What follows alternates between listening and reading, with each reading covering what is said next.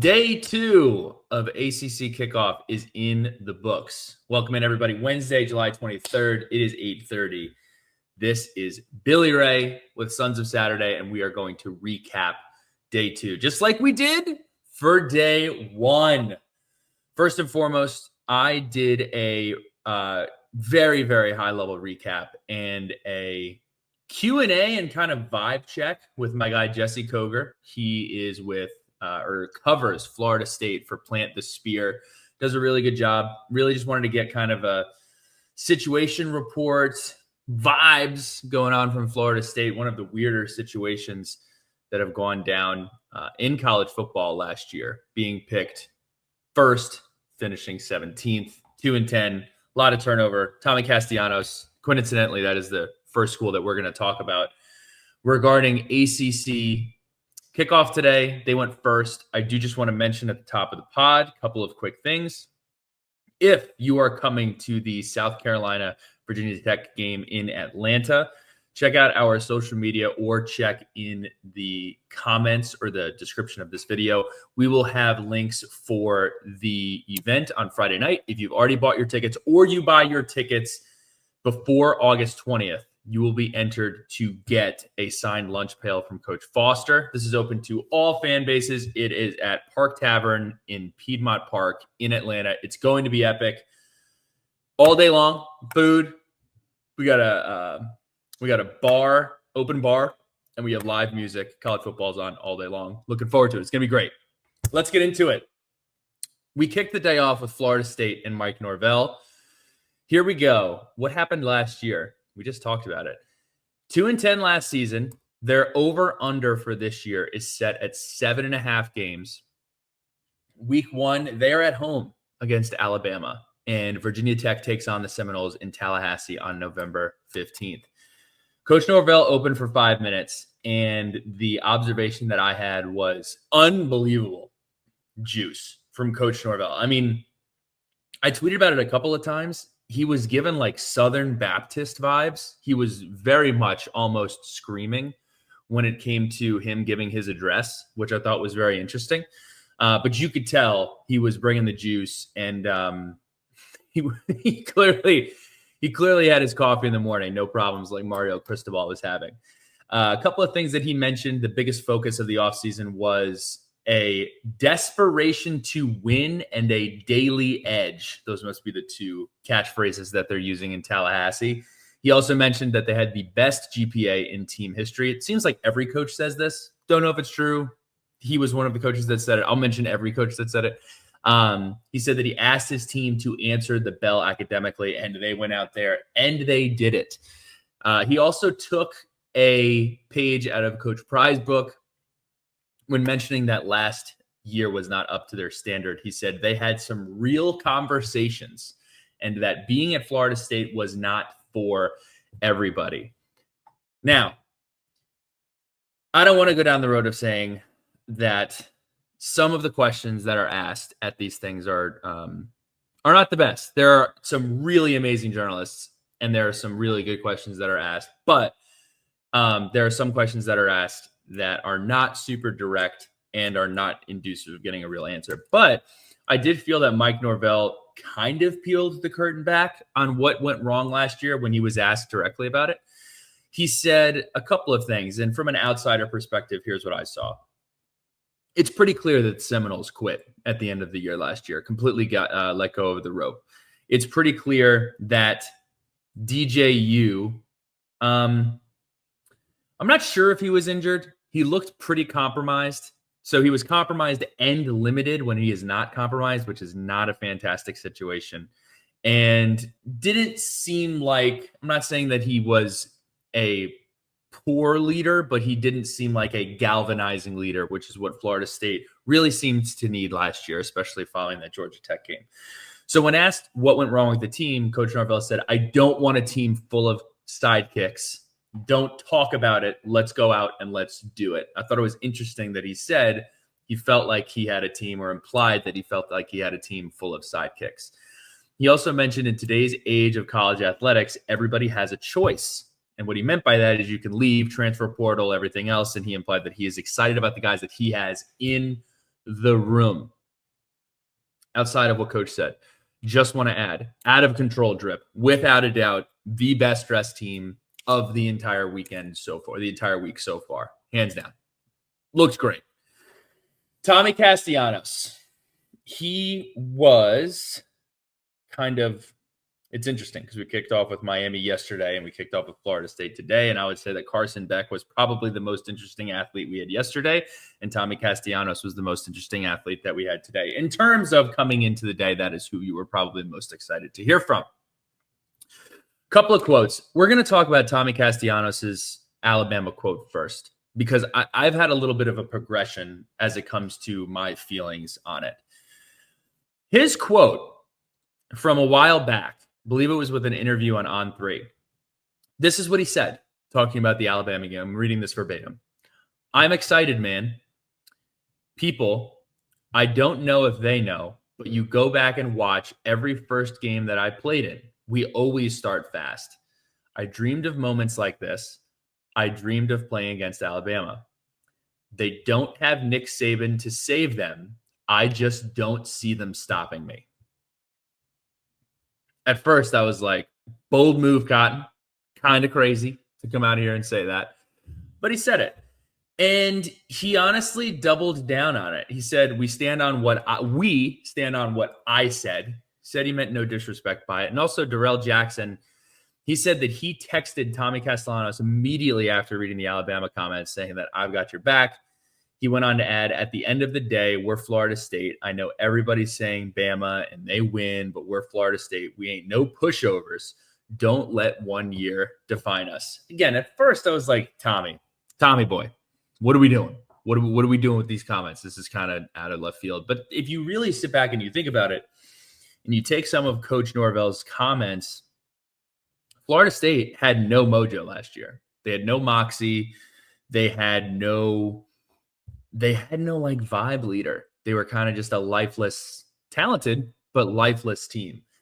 And for him to come out, Tommy, and say this, one of two things are going to happen. You lose the game and people make fun of you for 2 weeks and then it's not a big deal. You win the game, you're a legend, and this goes down in like Florida State lore forever.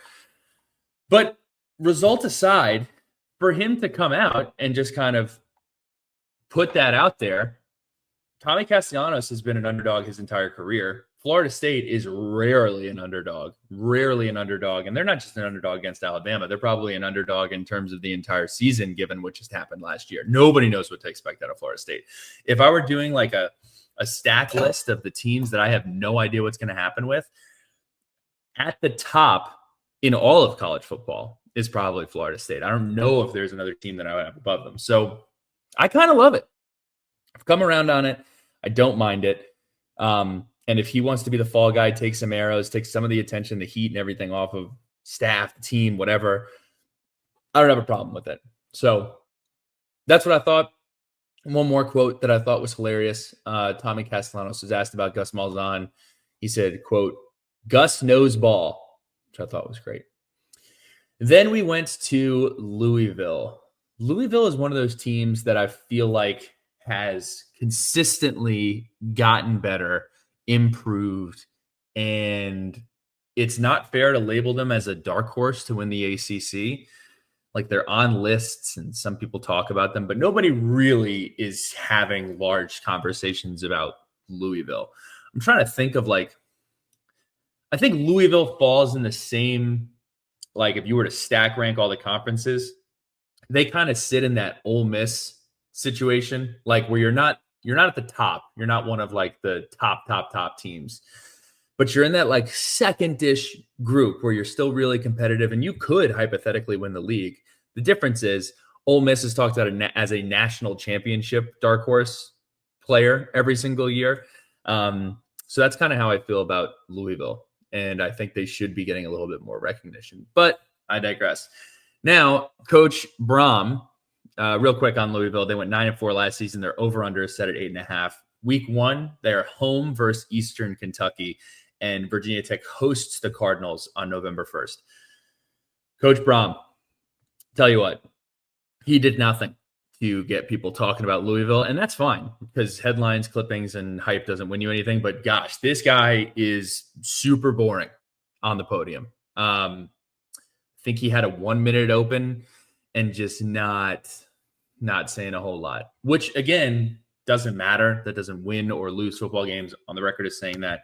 But I thought that was very interesting.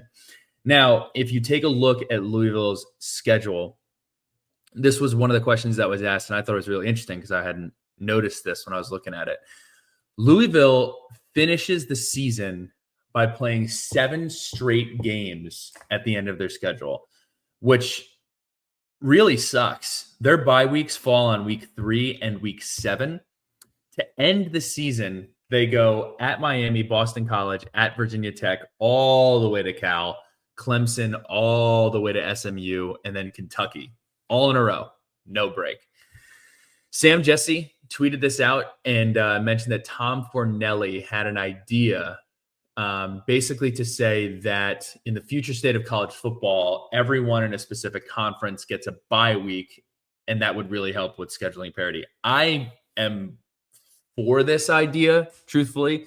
I don't know how we would work it out. Maybe you would have to be in a situation where, it's the Big Ten's idle week and everybody else is playing. The SEC's idle week, everybody else is playing.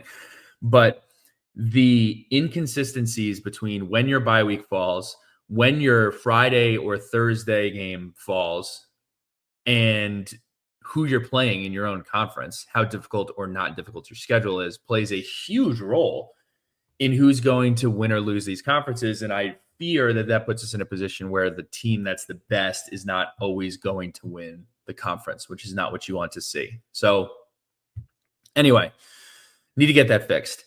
Miller Moss was also with Louisville. I thought it was hilarious. My guy Kenton from Locked On called Coach Brom the quarterback whisperer, guru supreme. Hard to disagree, though. If you are unfamiliar with Coach Brom's game, you should check out what he has done in his tutelage, working with different quarterbacks. Tutelage, big SAT word. Man, we're rolling today.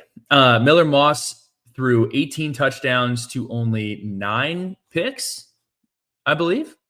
It's not on the notes here. I had it typed. I believe it's 9, and 2,500 yards. So, look, I think he adds a lot of talent to this position, and we're going to have Coach Brom's going to go to work and try to make him the best that he could possibly be.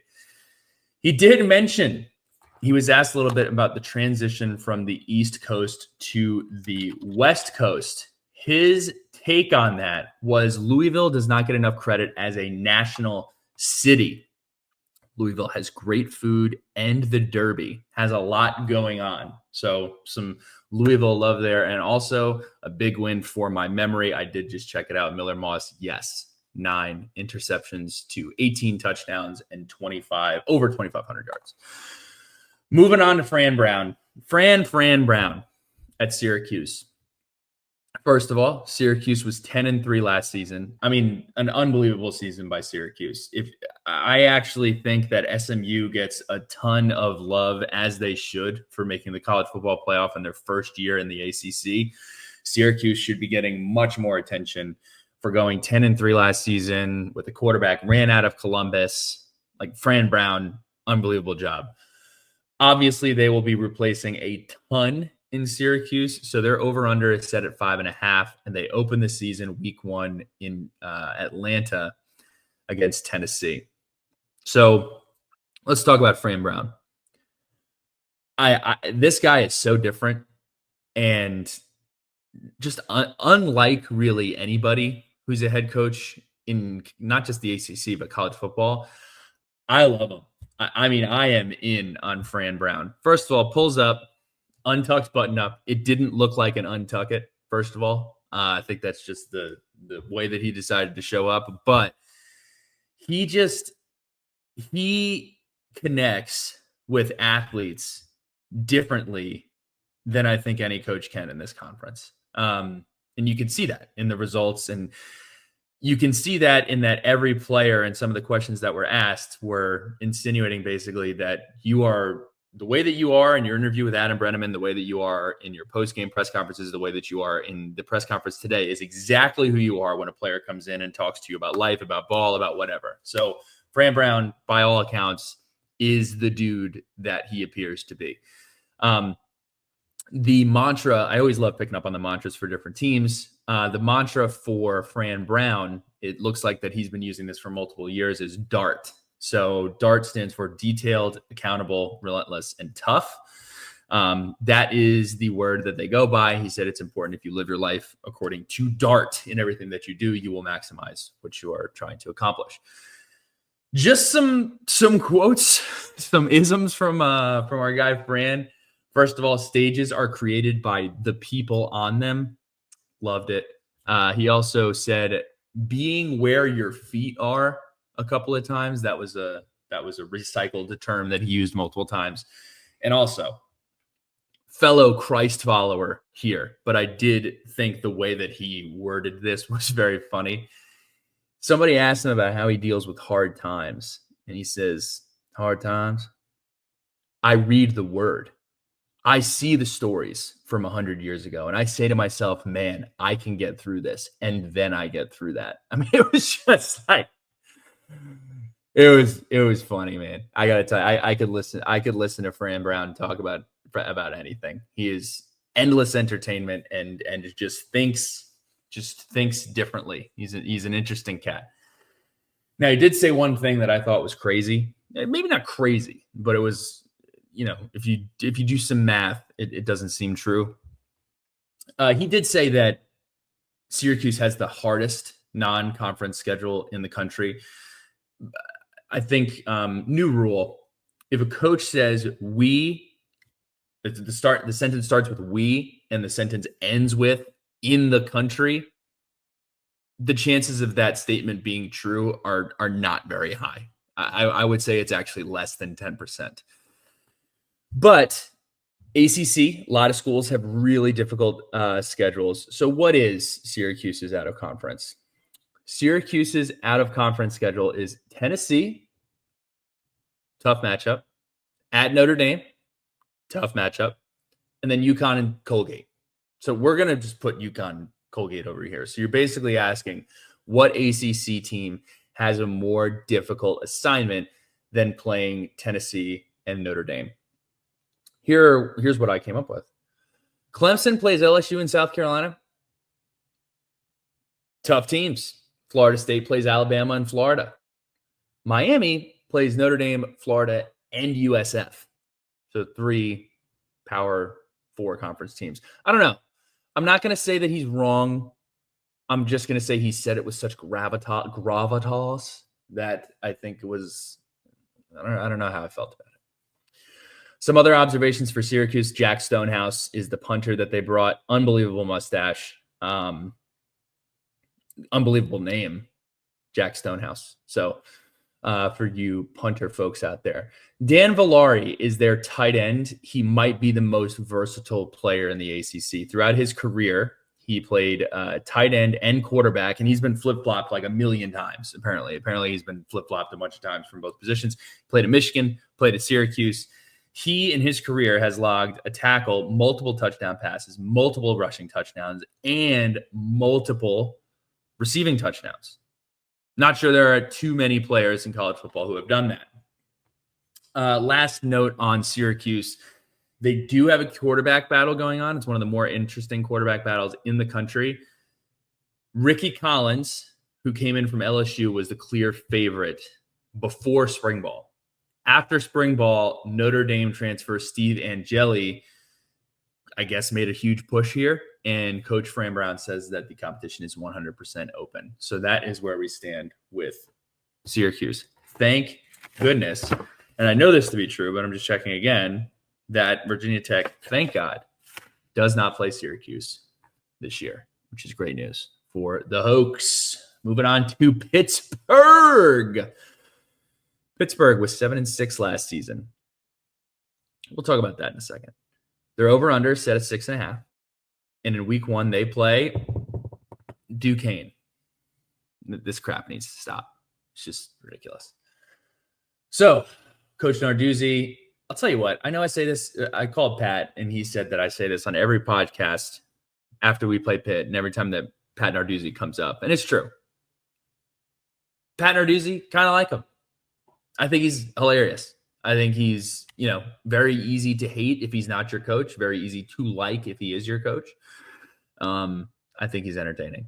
It's his 11th year coaching at Pitt, which is pretty crazy. I believe that it's James Franklin's 12th year coaching at Penn State. So and you also got Mike Tomlin. He's been with the Steelers forever. Is there a state that has had more consistency within their head coach in the NFL and their head coaches in college than the state of Pennsylvania? It's a pretty good question. If you have a state that has that may be beating Pennsylvania, please put it in the comments. I don't think you'll find one. He had the suit of the day. Unbelievable suit on the dues. Unbelievable. And here are a couple of things that he said. First of all, in rivalries, the West Virginia rivalry, they play again this year, but then they don't play for 3 years. And I believe they pick up after that. He did say if anybody has any power in the room to get them back on the schedule the next 3 years, he'd be happy to move their schedule around. It is a bummer. There's no reason that Pitt and West Virginia shouldn't play every single year. There's no reason that Oklahoma and Oklahoma State shouldn't play every single year. There are plenty of these rivalry games that it's just preposterous that they're done away with for any reason whatsoever.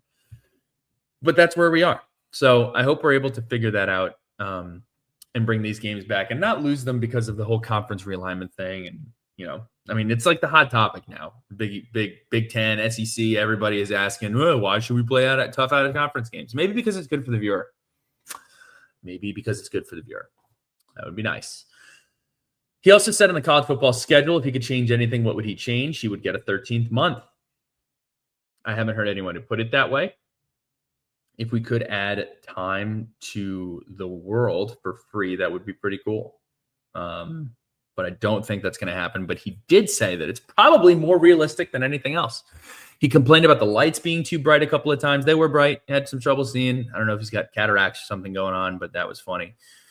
Somebody asked him about Bill Belichick, which I'm pretty surprised was the first time anybody, to my remembrance, has asked about Bill Belichick. I actually think it was asked once in day one. They asked, how do you feel about Bill Belichick being in here? But he basically responded, is this a Pitt's question or is this a North Carolina question? Fair retort. And then he, gave some coach speak answer. Bill Belichick's really smart. It's really good for the flavor of the league. Answered the question the way anybody would and the way anybody should. Couple of observations. Coach Narduzzi very astutely, another SAT word, and correctly pointed out that in the last 10 years, only 3 teams have won an ACC championship, and Pittsburgh is one of them. That is, in fact, true. They are one of 3 teams to win the ACC in the last 10 years. No, Virginia Tech is not one of those teams. That should piss you off. It pisses me off as well. Desmond Reed was one of the athletes there with Pittsburgh. For those unfamiliar, he's 5'8" as a running back. He came from Western Carolina. He was at Pitt last year. At 5'8", he rushed for 966 yards and logged over 1,500 all-purpose yards. Really impressive. Lastly, on Pitt, we talked about their record last year. They were 7-6. Weirdest 7-6 season of all time. And nobody really asked about it in this availability. It's kind of weird. Pitt has not won a game since October 24th, 2024. What happened on October 24th, 2024? Pitt beat Syracuse and climbed to 7-0. They proceeded to lose their next 6 games. They started 7-0. They finished 0-6. It's actually extremely impressive that they were able to do that. Because I've never heard about it happening anywhere else ever. Sure it has, but I haven't heard about it. Georgia Tech. I got a ton of crap this week. Maybe rightfully so, maybe wrongfully so. We'll get to it. Georgia Tech, they were 7-6 last season. Their over-under is set at 7.5. Week 1, they are at Colorado on 8:31. Virginia Tech plays Georgia Tech in Atlanta on 10:11. Coach Key spoke for 9 minutes at the top. I love Coach Key. I got to tell you, if I could play for any coach or any coach's personality in the ACC, it is Brent Key. I love that guy. His outfit was pretty funny. Suit, not sure about the suit, but other than that, no undershirt with the button up, 2 black diamond chains. He might have had 3. I know he had at least 2 he was rocking. And he started with like a State of the Union style open at the top of this. He mentioned that it was, again, the highest GPA in team history, which may be true, 3.03. This was the first season in Georgia Tech history. This is all according to him. I didn't get a chance to dive into every season at Georgia Tech, but he said it's the first time that Georgia Tech had multiple top 10 wins in one season. He also said that there is a new facility that is opening in March and that Bobby Dodd is getting renovations as well. He was basically giving a pitch. He said, I'm going to tell you why Georgia Tech. It was very well done. And then the quotes, I mean, this guy is just the best, man. Brent Key was asked about the Georgia game being played at Mercedes-Benz instead of Bobby Dodd. First of all, I'll be the first one to say it's bullshit. I can't stand that they moved that game. I hate it. Rivalry games have zero business being played on neutral sites unless you are Florida and Georgia. That is the only reason you should be playing on a neutral site in a rivalry game. His answer was, that's above my pay grade. I coach football, and we'll play anybody anywhere. We'll meet you in the park at 5 p.m. tonight if you had a team. We will meet you in Piedmont Park tonight if you have a team. I freaking love this guy. Couple of other ones. That was the quote of the day. Settling in for a second, here are some other ones. He was asked about playing. There were some weird questions about him playing like Deion Sanders. They were trying to make it sound like he was playing the Beatles. They're like, Deion Sanders is kind of a star. How do you feel about going up against a star? A little bit of a weird question. He said, we're excited to play Colorado and settle the 1990 national championship. For those college football nerds out there, you probably loved that. For those of you that don't know, Colorado and Georgia Tech split a national championship in 1990. He also went on to add that he was a huge Deion Sanders fan growing up, and he is going to ask for a selfie pregame and shake his hand, or he will bring his rookie card out there and see if he'll sign it. Now, while I love Coach Key, I also love Haynes King. He is one tough SOB. And I got to tell you, I don't mean to get political on this podcast, but if you brought me a ticket for Haynes King and Brent Key running for president, I would go knock on doors. I would knock on doors and hand out pamphlets. I would. He told a couple of stories about Haynes King. He mentioned that early in Haynes King's career at Georgia Tech in their first bowl game against UCF 2 years ago, he was very, very close to breaking multiple passing records at Georgia Tech.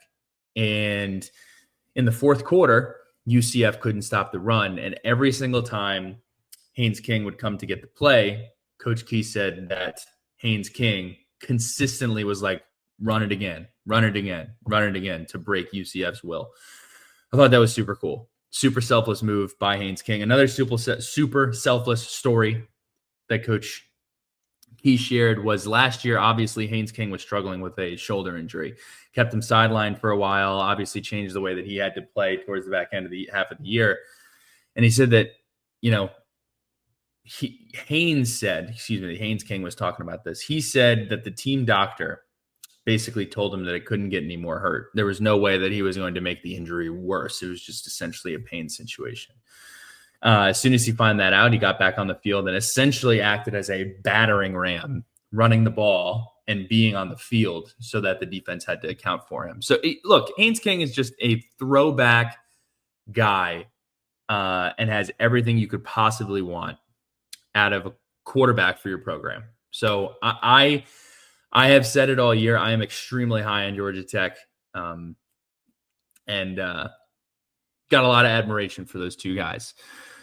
Couple other things. Georgia Tech was undefeated at home last year. They beat Georgia State, VMI, Duke, Miami, who was number 4 at the time, and NC State at home. They have 27 seniors this year. They are returning 87% of their passing yards and 84% of their rushing yards. Will both be back for the Jackets.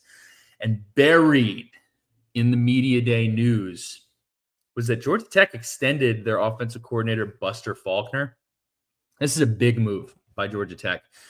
It puts Faulkner near the top of ACC assistant pay and among the top 10 offensive coordinators nationally. It marks the largest assistant coach contract in Georgia Tech history, and for the first time in program history, both coordinators will make 7 figures. That is a big move by Georgia Tech to make, and again, it kind of got buried in everything going on with Media Day. So wanted to share that. Last team, and the last team that went, it's Wake. I got to say, we were getting to the end of the day, and I was like, look, I'm going to stay for Wake. I feel like I should get some sort of plaque to stay for Wake. No disrespect. But new coach coming in, Jake Dickert. They were 4-8 last year. Their over-under is set at 4.5. Week 1, they host Kennesaw State on 8/29. Virginia Tech will play Wake at home on homecoming on 10/4.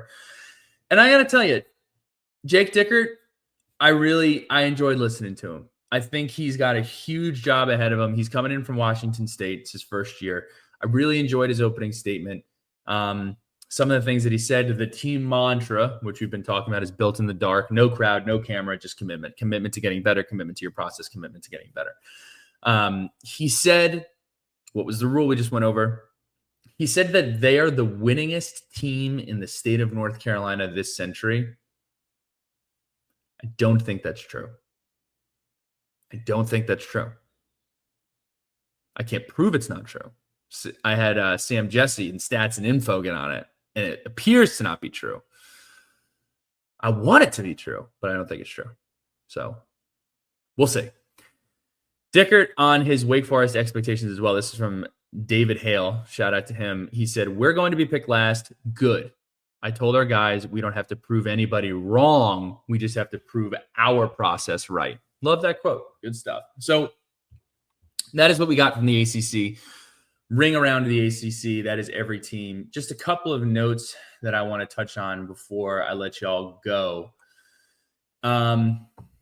This is what I'm most excited to talk about today in general. I know I was excited about Coach Key and Haynes King, but this is what I'm most excited to talk about.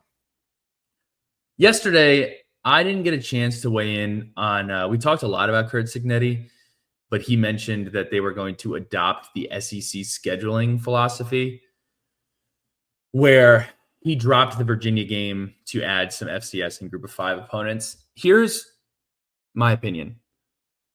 I was actually chatting with Bryce about this morning, and he was saying, look, like, these schools are going to move away from playing out of conference tough games and power opponents. Like, what reason does the SEC and the Big Ten, all of these different schools, have to play out of conference games? Number one, as a viewer, that sucks.